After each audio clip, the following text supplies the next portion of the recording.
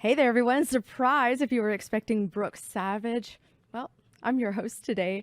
I'm Samara Kokinas. This is a special edition of Riff on This Takes Over, setting the stage, and I am here to talk all about some things happening right here in Central Florida, coming up into Bike Week. So let me introduce our guest for the day. It's Rick Monroe, and it is Rick Monroe from the Hitmen.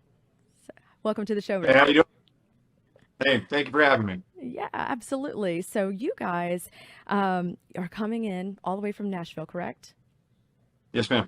All righty, and you're going to be performing, it looks like Friday, March 1st at the Daytona Steakhouse and Gastropub at First Turn. I've been there plenty of times. It's on Ridgewood in Port Orange. Great little spot to play at. Give us Yeah. a little bit of idea about what people can expect to see you guys playing there. You never know what to expect with us. We it all depends on what the crowd's like and what's going on. I mean, we have an we obviously play a lot of originals because we have those, but we have a pretty crazy set of covers too, depending on what the night's like, and you never know. We do a lot of audibles, and we just kind of go. We feed off the feeling of what's going on, and we always just try to just get people riled up. And once they get there, we just keep them there until we're done. Absolutely, I'm pretty sure. You guys, I've seen your touring, everybody you've toured with, which we're going to get into in just a few minutes. But you guys have really performed in a lot of spaces for a lot of people, and you have really garnered a pretty big following over the years. So, on my way into work, I did listen to your single "Worth the Hurt." I absolutely loved it. For anybody who has never heard your music, um, I need you to explain because I get it is there's some country elements, but there's that rock side that really kind of keeps it a little edgy. So explain to me what this blue jean rock is that you guys have this Yeah. sound. A phrase that we coined because so much stuff is like goes in and out of fashion, but jeans always kind of stay the same. And we kind of have been trying to create a style of music that's it's like like just basic rock, like just stuff that no matter what fads are happening, this stuff will always connect with people. There's always been bands like the Wallflowers or like a Tom Petty or somebody that was kind of doing stuff no matter what else was happening. That was still kind of going. Obviously, I live in Nashville, done a lot of country stuff and written with a bunch of people, so that's an influence. My bass player is my co-writer's from Kentucky, so he's got that influence. Hmm. But we have, a guy from Seattle, Washington, a guy from upstate New York, and I think everybody brings in all those different influences. So, like I said, we coined blue jean rock as kind of a catch-all of it's the things you're going to wear no matter what. They're going to be comfortable. They're not going to go out of style, and everybody will keep coming back to it. You know.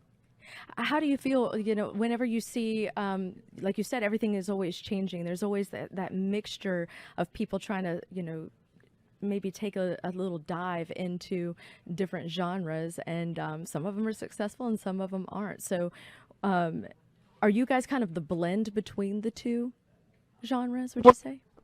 We try to be like a perfect hybrid of it. We probably write with country sensibilities, but use like a rock and roll, emotion to it. But we also aren't afraid of. We basically just write what we want to write, and we produce the music that we want to play, and that's kind of it. We don't really worry about genres. I mean, at this point, we're not on a label that's telling us what to write. We don't have anyone around us telling us what to do. So in that, we kind of have free reign to create what we enjoy, and so far we've really enjoyed all the stuff that we're doing. Worth the Hurt is a perfect example. We wrote that with the guys from Saving Abel, so that's pretty different than anything else. But we also went in and recorded a song with Peter Keys from Leonard Skinner.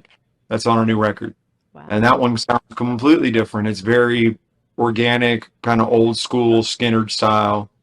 And so that's a pretty wide variation of stuff. And then we did do a collab with Be Still from Nappy Roots called Common Ground, which will completely make your head spin around. Yeah, So I we love it. create what we want to create. I love that. I love the mixture of it all just because I'm super eclectic in what I listen to. So sometimes when I hear, in different like songs, I'll hear, a guitar riff that I wouldn't be expecting. That's always just like a lovely element to have.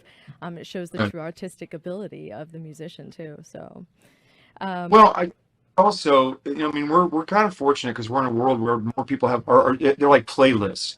It's not like they're just going and getting just one style of music and that's all they want to hear. You're going to hear all these different, genres within a certain playlist, and that's how we want to create music for people that they can get all the different emotions and feels from just one thing, and that's kind of how we create our music. Absolutely. So you're like the entire package, so to speak. You and the Hitmen are the entire package when it comes to your awesome playlist.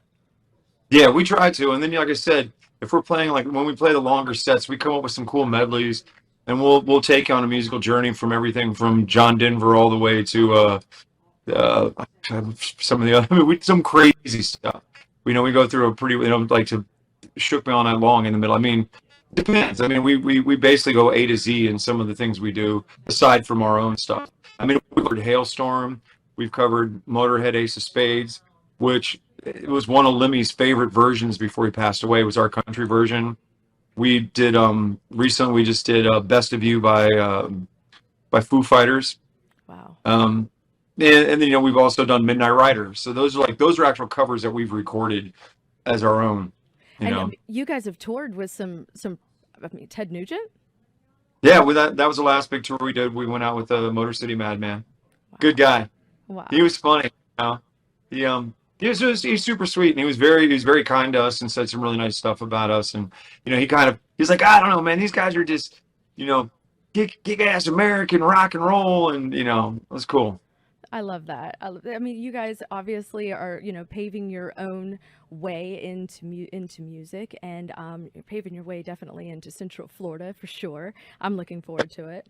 But I want to know more about the Hitmen. Who are they? Are you, like? I need to know the names and what do they play, and how long have you guys been together? Well, I'll give you the rundown. We'll go with the guy who's been with me the longest is Bobby Perkins. He's a guitar player. Family's from New Jersey, moved to upstate New York to Watertown. And it's funny because I've actually used to go up to Watertown to do stuff before I even met him, to do radio. He's been with me about 6.5 years, and I was just Rick Monroe at the time. And then we brought on a bass player, Alan Beeler, and then he and I started co-writing a bunch of stuff. And he's from Elizabethtown, Kentucky.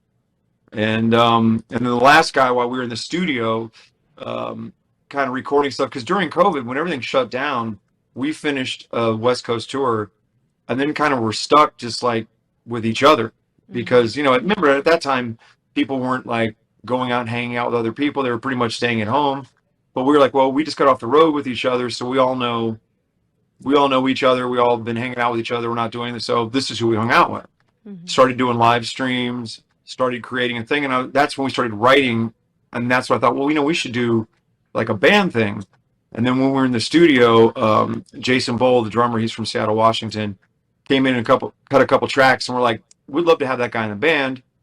And as things kind of progressed and the other drummer fell out, he ended up actually joining. So that's when I was like, okay, we need to name these guys.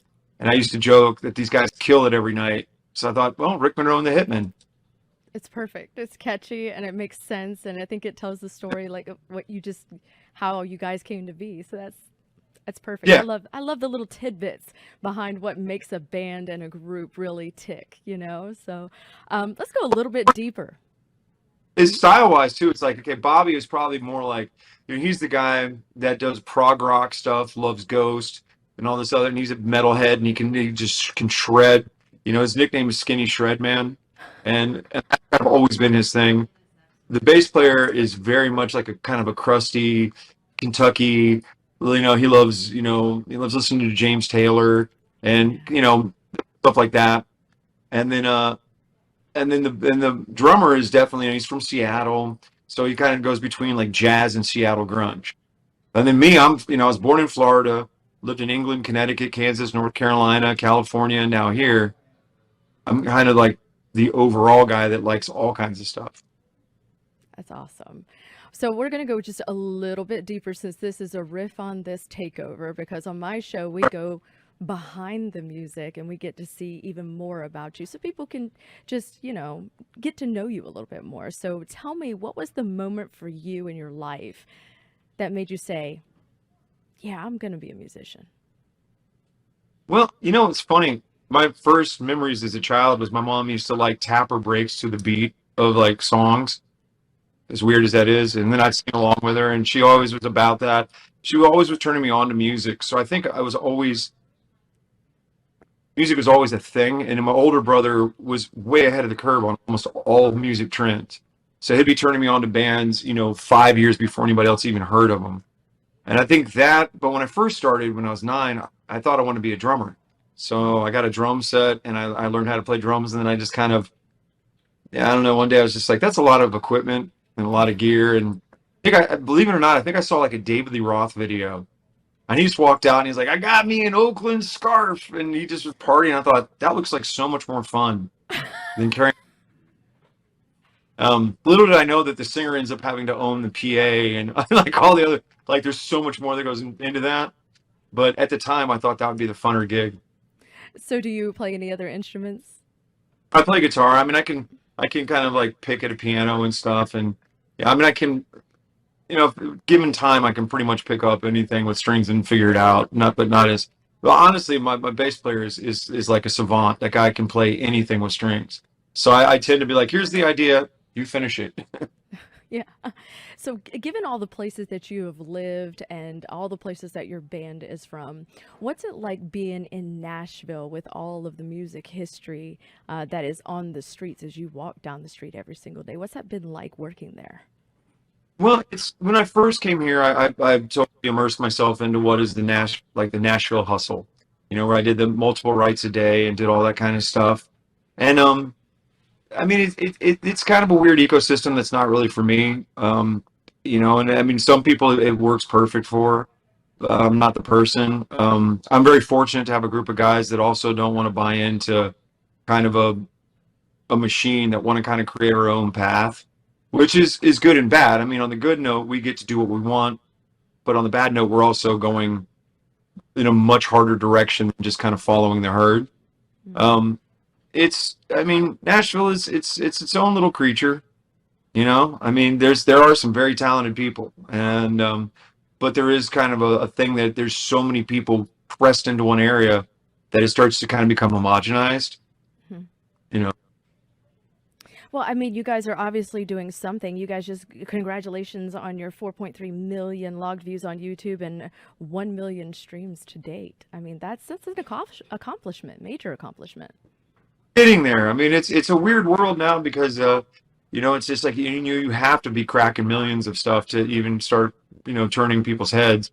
But what I'm really excited about is we're doing a vinyl record for the first time, and I'm so excited about every time we sell one of those. It's just like it's so exciting because to me the fact that we're going to be actually have a place in someone's home with our record is like it's a whole new thing, and I'm glad that that's something that's coming back in the music industry.